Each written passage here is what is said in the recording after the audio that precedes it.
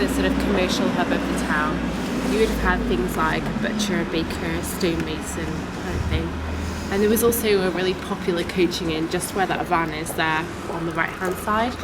And so this would have been actually a two-way street, and that's one of the reasons we have all these stones at the bottoms of the buildings.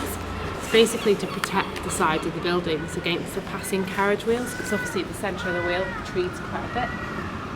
So it would help keep you in. You can see that one's taken a bit of a hammering over some time. And also it would have been the pack horse route into and out of the town. So horses would basically come laden with goods from the Cobb Harbour. They'd stop off at the old customs house, which used to be the end here on the right, and then they'd follow the line of the river and go through past where all the mills were further up, and then on the way to London or wherever it was they were transporting goods to. And the river, actually, you can't really see the river here. The only place you can see it is actually, it goes under this house here. And the local legend goes that this house was involved in smuggling because the basement rooms all have doors that lead directly onto the river, so it's thought they used to bring all the sort of contraband in on the bottom boats up the river. We don't know how true that is, it's just a local legend.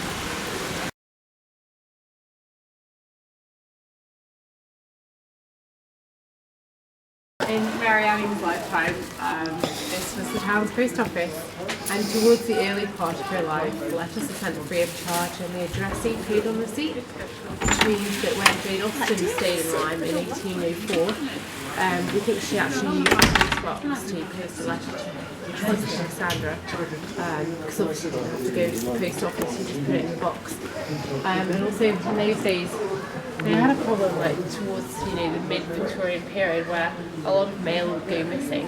And so in 1846 they decided, in order to help prevent this, they changed the angle of the slot from the horizontal to the vertical, basically because putting your hand in and down like that to steal the mail is a lot more difficult than putting it straight in like that.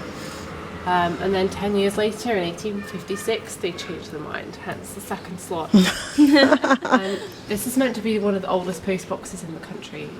It's called an ostler box, and yeah, there's certainly, I think there's only one other known example of an ostler box.